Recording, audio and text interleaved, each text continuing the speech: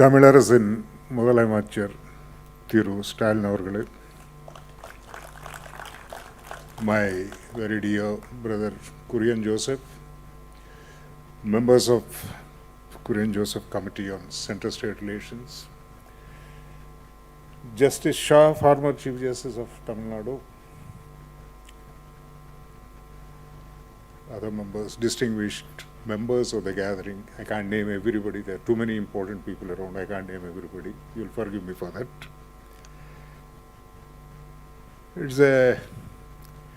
It's an honor to be called upon to address you today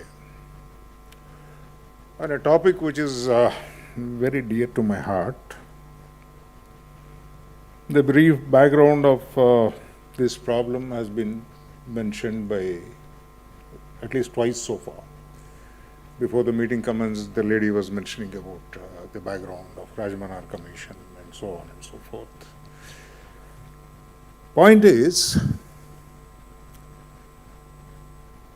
these are my personal views.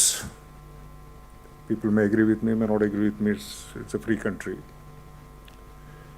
We are fed on a belief for the last 75 years that India is a federation. I have my own doubts about it, serious doubts about it. I'll give you the reasons also. Of course, Supreme Court has little made up the expression. They repeatedly said it's a cooperative federalism, it's a quasi-federation. All kinds of expressions were used, except saying that it's a federation. Why I believe it's not a federation, I'll first give you the reasons, and then what happened in the last 75 years, I'll deal briefly with it. First of all, I don't know how many, I'm sure advocate friends are here, local lawyer friends are here. There was a legendary professor in the Madras University, Professor Alexandrovich. I don't know how many of the people are acquainted with their name today. He wrote a book on Indian Constitution long back in 1950s. Now, this expression federal structure or federal government or a federal nation, most of us have in mind the American Federation. Alexandrovich says Indian Federation and American Federation have nothing in common. American Federation came into existence by a bargain between the 13 independent states. By a compromise, by a bargain between 13 of those states, the American Federation was formed. There was no such bargain. Before the British came to this country, to the best of my knowledge of history, only during the period of Ashoka and later Aurangzeb, unfortunately that name becomes a very dangerous name nowadays to mention about it in this country. The political fact remains, these were the two rulers during whose regime a major portion of this country was existing as one political unit. Culturally, there have always been differences, they will be there. For how long, I don't know. Based on language, religion, region, all kinds of difference. The worst part of it is the caste in this country. Forget about that for the time being. Otherwise, this country was divided into innumerable principalities. After the British came and occupied this country, by 1947, only 2/3 of what we call India today, territory-wise, area-wise, 2/3 of what we call India today was directly under the British control. 1/3 of what we call India today was still under the control of various local Rajas and Maharajas, like your Maharaja of Mysore, Travancore, Nizam of Hyderabad, so on and so forth. So as a political unit, the country as we know, India, that's what we call Bharat, as we know it today, was never a single political entity at any point of time.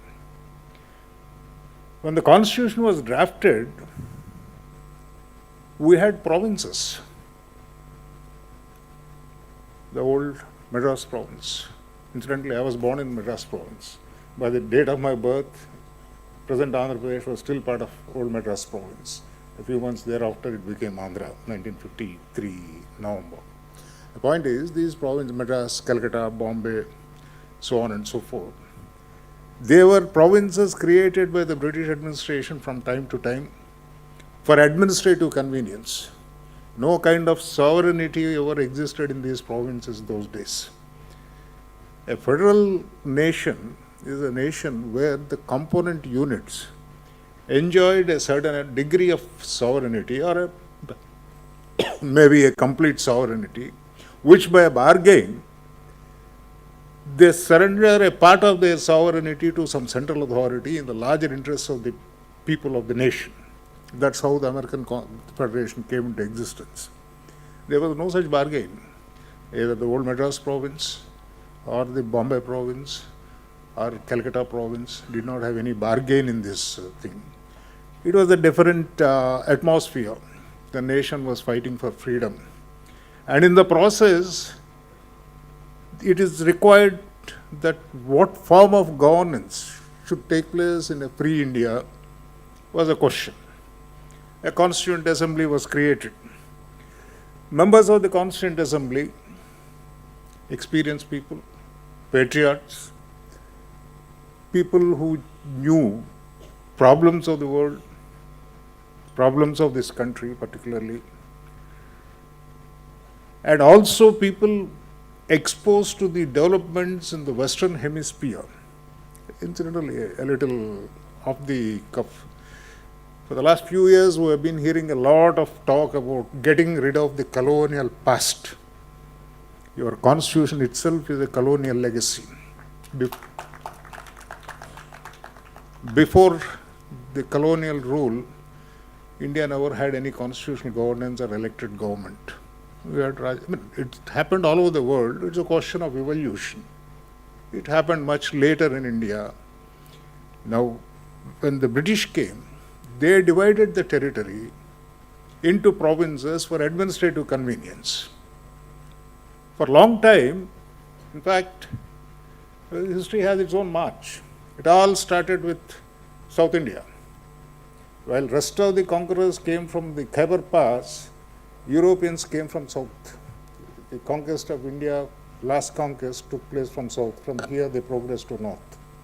It all started with my dear brother Kurian Joseph State, Kerala. Vasco da Gama landed there and trouble started there. Then they came to Kadalur, then Channapatnam. Then they went proceed further to north and eventually they captured Delhi. Point is, these units were created for the purpose of administrative convenience. They never enjoyed any sovereign authority, these provinces. To start with, till 1833, if I remember right, under the East India Company, these provinces controlled by the governors, Madras, Bombay and Calcutta, were sort of independent. I don't call them sovereign governors, but independent. They were not answerable except to the crown. Slowly the centralization started. Eventually a Governor General's post was created, which the Governor General stayed in Calcutta. In certain aspects, the governors were made answerable or responsible to the Governor General. The Governor General in turn is answerable to the Crown. That's all an administrative convenience. Incidentally, a raging controversy right now, once again from Tamil Nadu. Right now, I think the Supreme Court is hearing. Today is, I think, is a holiday. Maybe the hearing is not there. About the authority of the governor and the governor's constitutional authority to withhold consent to the bills passed by the Legislative Assembly. For the benefit of my non-lawyer friends, I tell you, the origin is in the Government of India Act 1935. It was under the Government of India Act, Section 75 and 76 of the Government of India Act 1935. Even the predecessor acts had similar provisions. By the 35 Government of India Act, legislatures were contemplated. They came into existence. A bill passed by the legislature referred to the governor for his assent could either be assented to by the governor, or the Act provided, Government of India Act provided, could be withheld without further defining anything, or referred to the assent of the Governor General. With utmost respect to the framers of the Constitution, our framers of the Constitution blindly copied it. Sorry for using the word blindly, but the fact remains that's what happened. They copied that provision, incorporated in the Constitution. That is the root cause of all trouble. Such a provision in 75-76 of the Government of India Act was made on the basis that the states, or the provinces as they were called those days, were to be regulated by some higher authority. It is anything but a federal principle. That the minute you believe federalism broadly in the American context believed, federalism vis-a-vis the external sovereignty, foreign affairs, defense of the country, and things which are absolutely common for all the participant states. Now, take the Indian federalism, quote unquote. Forests, management of forests was shifted to the third list sometime in 47. Can't we manage our forests? Even forests was shifted. Forget about education, I'll come to it, this is a separate topic. Lot of these things, is it really necessary for the central government? Or, first of all, this word central government itself does not exist in the Constitution of India. It was a legacy from the 1935 Government of India Act, or the predecessor enactments. It's become so entrenched in the Indian administrative system that we hardly hesitate to use that expression central government, thereby giving more strength to people in Delhi.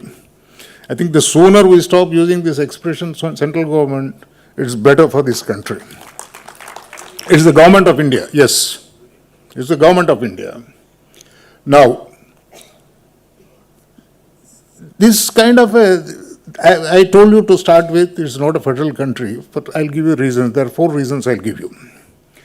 What is required, apart from the lack of a compromise, formation of a federation on the basis of a negotiated compromise and surrender of the sovereignty of the component units, that's absent.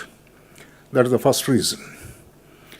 It is an imposed so-called federalism on us, division of the states. Second, the territorial integrity. States could be constituted or destroyed or reshaped or modified by a simple vote in the parliament. If Tamil Nadu, well, whether it should ever happen, God touch wood, I don't want anything to happen like this. Whether Tamil Nadu should continue as a state or not can be decided by the parliament tomorrow. That's what happened to my home state. It's a different story. There are good, valid and historic reasons for the division. We got together, we got divided again and all kinds of... And the point is, these units themselves are not permanent or not stable. We know in this country there are still demands here and there, we want a separate state. So therefore, this kind of a situation, this is the second ground. Third, Mr. Chief Secretary, you and your brethren will forgive me for saying this. Sir, why do you require a centrally controlled service to run the district level administration? Why do we require an All India Service Officer? I don't mean any offense to you. I'm on a principle. Can't the state manage its own affairs, its own officers? See, why should we have a centrally administered service? IAS or IPS. Now, I can understand there are matters in the first list, the 7th schedule first list dealing with the powers of the parliament. For the enforcement of those laws, the Government of India may require a machinery. Either they can create their own machinery, or the Constitution provides when a request is made, or the states are obliged to cooperate with the Government of India in the enforcement of the laws made by it. But to run a panchayat, why should a block development officer be an IAS officer? I never understood. And there is nothing wrong with IAS officers, but should it be under the control of the Government of India? That's my question. I'm not about the officers, about the system. This creation of All India Service which was a colonial legacy. In fact, this morning I was discussing with a friend of mine, a young friend, when the civil service system was introduced in Britain sometime in the mid-19th century, which was borrowed or exported to India in the name of ICS and IPS, the move was preceded by a report, some kind of a committee report like what you have, Brother Kurian Joseph Committee, a report called Northcote Trevelyan Report. The report was it was in the context of the introduction of civil service in Great Britain. When the report was being debated in the House, one of the members of the Parliament, British Parliament, he made an interesting comment. This level of accomplishment is not really required for a civil servant. If ever this report comes to be implemented, we'll have politicians masquerading as civil servants in this country. That's what he said. Now, the point, there's nothing wrong with the politicians or civil servants. I'm only making a statement which was made some 150 years back. The point is, we may continue. It's good for certain reasons. But question is, in principle, do we call it a federal structure? That is the question I am asking. This is the third reason I give. Fourth, legislative division of powers. This is the ultimate clinching proof of the fact that we are hardly federal. We have 3 lists. Central list, list 1, deals with all the matters with reference to which Parliament can make laws. A lot of matters like defense, currency, so on, necessarily they'll have to be dealt with by some centralized authority, what we call Government of India, or we call it central government, which we have been calling it. Fair enough. Then we have a second list, supposed to be the state list. There are some 60 and odd entries there. Then there is a third list created. This third list business is something peculiar to India. It doesn't exist, to the best of my knowledge, in any other similar constitutional arrangement, either US, Canada, Australia, none of these places. The third list is purely Indian genius. Why it was created is a different story. Point is, after creating 3 lists and saying second list contains exclusive state subjects, there are provisions in the Constitution which make exceptions. When there is an emergency in operation, emergency can be declared only by the Government of India, not by no state government can declare it. When the emergency is in operation, the Parliament can assume any one of the powers under the second list. They can make laws. Now, how long those laws would survive, what would be the lifespan of those laws is different. But first of all, such a thing is possible. Second, by consent of the states, second list matters can be legislated by the Parliament. Like that. Now, this is not the end of it. Second list, for example, I'm sure all those who are associated with the administration of the state, honorable ministers and officers, there are a set of entries in the first list, 52, 53 and 54, and corresponding entries in the state list, 23 for example, and 50. Mines and minerals. Mines and minerals is formally a state subject under entry 23 of the second list. But the authority of the legislature, state legislature, to make law on that entry 23 is subject to the existence of any other law made by the Parliament. A Parliament can make a general declaration. It is in the larger public interest to make a law on this subject, notwithstanding the fact mines subject is with the states.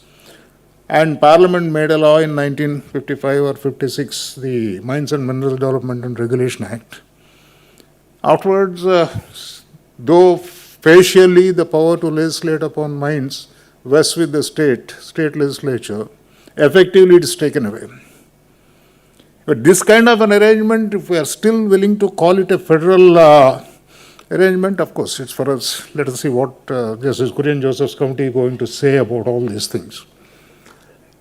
And coming to what happened from 1950, the basic document, the structure of the document, broadly I have indicated. Of course, obviously, I am not talking exhaustively about the Constitution and its arrangements in this matter. As it was mentioned, 42nd Amendment of the Constitution was a kind of a watershed point. Huge changes were brought in the context of federalism. Education, which till then existed in the second list, was shifted to the third list. And effectively today, everything under the education, state's authority to determine as to what should be the educational policy is very minimal. Things were moved. I told you, even a simple thing like forests. Okay, education is something very important, great, that's a different matter. Let us debate about it separately, we'll come to it. Why should forests be shifted to the third list? I never understood. Can't the states manage their forests? Can't the legislature of the state deal with forests and matters connected with the forest? I don't know why it was shifted from the second list to third list. This is the legislative process, what happened in the implementation of the Constitution in the last 75 years. In the name of Mr. Chief Minister and members of the legislative bodies, Parliament and Assembly in the Tamil Nadu state will forgive me. We talk about the supremacy of the Parliament, but then, sir, if the supremacy is to be exercised wisely, have our parliamentarians in the last 75 years exercised that authority and power very wisely is a question. Well, occasionally we gather like this and discuss these things. Afterwards we forget. The last straw is the judiciary. There is another great third branch of the administration in any modern political society. The legislative wing, the executive wing, and the judiciary. High courts are created. Supreme Court is created before the Constitution for 100 years roughly, 90 years and odd. High courts were the ultimate courts in the country. Very few matters went to the Privy Council. High courts enjoyed a great prestige and their judgments were final and binding. They were respected bodies those days. Now, post-Constitution, what has happened over a period of time? The old provision under the Government of India Act, which enabled High Court judges to be transferred, I don't know for what reason the Constituent Assembly members brought it into the present Constitution. That was there. For a long period, that power was hardly invoked. Very rare occasions till 1975, I think the entire country on 3-4 occasions, in genuine cases of judicial administration necessity, transfers were made. In fact, the introductory remarks somebody said about Rajmanar Committee and Justice Chandra Reddy. Justice Chandra Reddy was a transferred judge from Andhra Pradesh to Tamil Nadu as Chief Justice. A few occasions it happened. First of all, I don't think I'm holding a brief for the judiciary. Well, I'm not a very beloved former judge of Indian judiciary. A lot of people don't like me for various reasons, you know that. And I'm not holding a brief, but then on a principle, I don't understand why judges should be transferred. Nobody gives the reason why a judge is transferred. That's my whole problem with the Collegium and the Supreme Court those days. Somebody is transferred today, 6 months later, that somebody is brought back and lots of things happen. Why is it happening? Nobody gives. Well, general public believes there's something wrong with the judge. Need not necessarily be always. Sometimes nothing is wrong with the judge, even then maybe somebody is not happy with him, therefore he is transferred. But the point is, what is it? In fact, I'll tell you a personal experience. When I was the Chief Justice of Kerala, The then Chief Justice of India wrote a letter to me. It is a normal administrative process. A particular judge from another high court was sought to be transferred to Kerala those days. In fact, eventually was transferred and retransferred also later. On that context, by virtue of a judgment of the Supreme Court, the Chief Justice of the Transferor High Court and Transferee High Court are also required to be consulted, whatever that means, consultation. So, in implementation of that Supreme Court judgment, a formal letter came to me by the then Chief Justice. Incidentally, the Chief Justice who took me to the Supreme Court, that's a different matter. I have nothing against the man. I am only talking about the system. The letter I still remember. Dear brother so-and-so, the collegium decided to transfer Sri Justice so-and-so, X name is not relevant, anyway the gentleman is no more also, he died. Sri Justice so-and-so from so-and-so High Court to Kerala High Court. Your views in this regard are solicited. One more sentence, I forgot. Sought to be transferred in the interest of the better administration of justice. Your views in this matter are solicited. Sir, it's a gathering of wise people, parliament members are there, MLAs are there, Chief Minister himself is there, a lot of ministers there, IAS officers, lawyers, all. Can you tell me what is the implication of that expression, better administration of justice?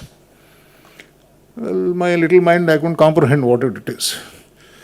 One problem with me was, I am a bad boy, had always been a bad boy from the school days. I wrote back to the Chief Justice, Dear Chief, I neither know the man whom you are going to transfer, nor the reasons for which he is being transferred. Therefore, I can't give any opinion in this matter. This is what I wrote. The point is, we, like the traditional Indian Vedantic system, everything is mystified. Nothing is transparent in this country. Now, first of all, I don't know why should judges be transferred. One, if anybody remembers in the gathering, when this transfer policy was introduced sometime in 1983 or 84 in the Lok Sabha, policy was announced by the then law minister, incidentally is no more, he is also from Andhra Pradesh, old Andhra Pradesh, present Telangana. He made a grand speech saying that some of these chief justices are building empires of their own, they're promoting their own community, blah, blah, blah, all those things. If anybody remembers it, otherwise you can check up, it's a matter of public record, parliamentary debates, it will be there. I say, Mr. Raja, can you go and check up the parliament tomorrow? That speech, if you can get it, send a copy, I don't have it, please send it to me. And the point is this, if a chief justice who is there for a year or 2 years, is capable of creating an empire and damaging the institution and damaging the public interest in the country. Sir, with great respect, Chief Minister should also be transferred. I don't think anybody has better power than a Chief Minister. Chief Justices are there for a year or 2. I think that is the only consideration. Instead of handling people who are doing wrong things, if they are doing wrong things, you create a policy to transfer. This is how we are working the Indian Constitution, the so-called federalism. And the outcome of it is this. Finally, what happens at some stage, everything breaks. In fact, there is something called in physics, I was a bad student of physics, I did my physics from Madras Loyola College. There is something called a set theory. Bertrand Russell, the famous mathematician, philosopher, said, the limitation on set theory is a barber shaves, in those days shave razors were not there. Barber shaves everybody in the village. That's one statement. Second statement is the barber shaves himself. Everybody in the village, this barber falls in both the classes, in the villagers class and also the professional class. Similarly, these are all, we don't know where it comes from. When these limitations are not realized, there was a point of time, sometime in 2016-17, my dear brother Jasti, don't get offended. Your parent High Court had 4 Chief Justices simultaneously in this country in 4 different High Courts. Well, obviously, 3 high courts were deprived of the possibility of having a chief justice of, at least if not in their own state, even under the transfer policy, in some other state, somebody is entitled to go. 4 chief, well, various reasons are there. I am not going into the reasons. I mean, this is not a debate on transfer policy. This how it pans out. The minute this kind of systems are introduced, and that's how we have functioned for the last 75 years. These are all matters for concern. They're all matters which are required to be examined by your brother Kurian Joseph. And the last, as it was mentioned by your Chief Secretary, financial relations. Of late, we have heard a lot of debate going on in this country about the impending delimitation process and how the South India is going to be at a disadvantage in the delimitation process. Sir, please handle it your own way. I have a couple of things to say in this matter. If some big state with huge population, obviously I'm not naming, has 300 members in the parliament, it's not my problem, let them be there. My problem is, I make X amount of financial contribution to the central kitty. Whether I should get back, what should I get back? Should it be at the mercy of somebody else? Or can there be a more stable principle? Look here, every state which is contributing so much, X amount to the kitty, should get X minus. Obviously, there are certain expenditures which are required to be borne by the Union of India. For that, they need money. Because they collect their own taxes, may not be sufficient. It's for economists to go into all these questions. I am not an economist. But question is, when all these things are made subject to voting in the parliament, the numbers count there. If that is not there, well, let some state have 200 MPs. Tamil Nadu will be happy with 39 or 40. What is the current number? I don't remember it. It was 39 earlier. Still 39? Yes, okay. Well, you have 39, good enough. Want increase it, that's a different story. But point is, what is relevant in this context is the financial distribution. That is more important. That's where it matters. And for that matter, anything. Of late, another debate going on about language policy. How many? Some honorable gentleman said people will be ashamed of speaking English in this country in the near future. At least I will not be ashamed. The point is, whether we liked it or not, by historical process over a period of last 300 years, we had to learn English. It helped us in, though the foreign rule, how good or how bad it is a different story, we have driven them out. But then it also, anything in this universe has two sides to it. Everything has a positive side and a negative side, starting with the electrons, with atoms, electrons, everything. Now we have learned it, we have started living by it. If I am coming here today, unfortunately, I would love to speak in Tamil, give a speech in Tamil, but unfortunately I can't give, except dining table conversation, that too because I studied here. I can't make a speech like your Chief Minister. Now, if I have to communicate with you people, necessarily I need something else, which we have acquired over a period of some 200 years. You ask us to get it, this is an emotional blackmail. You will feel ashamed of it. So therefore, naturally, oh, maybe I am doing something wrong, therefore I should not learn it. So don't fall into the trap is my request.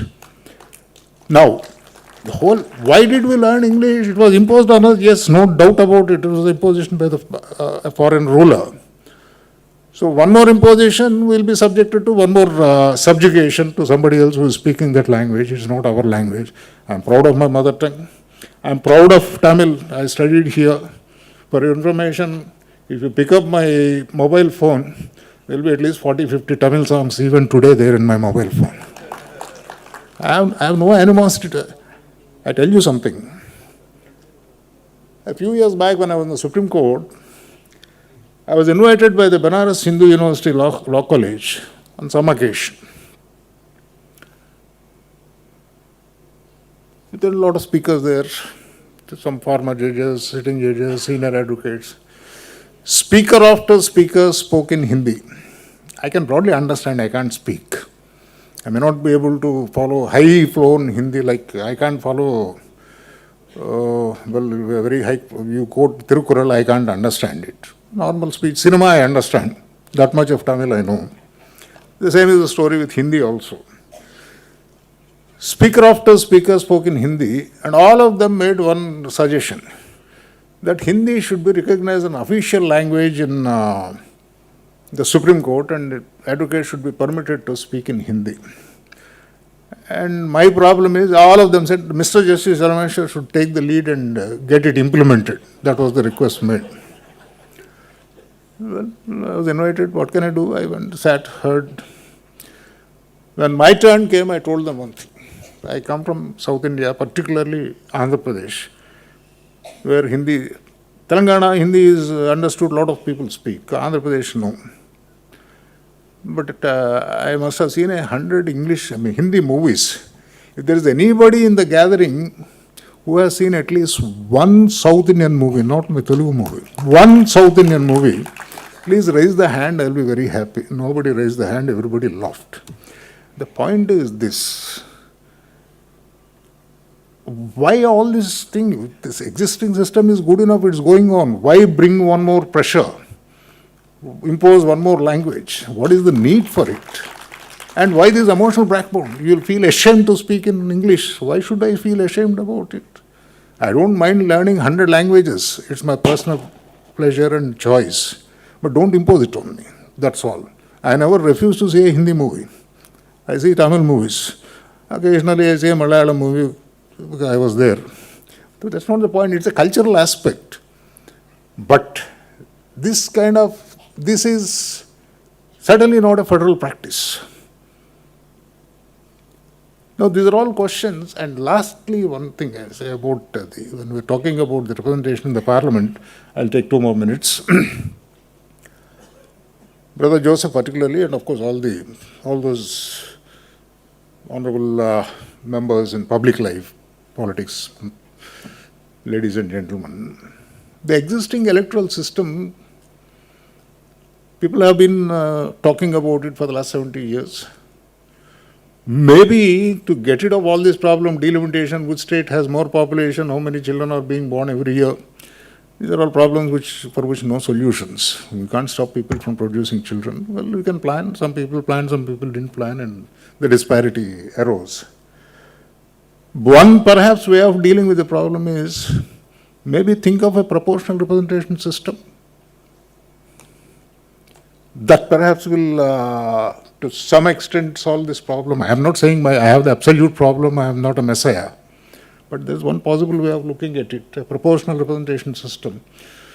People losing with 1% of vote in an election, virtually no, it happens, we have seen. Lose 1%, I remember my home state, old Andhra Pradesh, 1989, after that I didn't maintain the statistics and all properly. Late Mr. N.T. Ramarao lost the power in 1989 with 160,000 votes in all. The difference was his party got about 74 and the Congress party got some 160 and odd. Just 160,000 means not even one full constituency, legislative assembly constituency. And they would have no say in public life, and when you are reduced a minority in the legislative body, hardly you carry any weight there. Maybe there's time for a second look at the system of first past post system. These are all problems which a committee like the present one.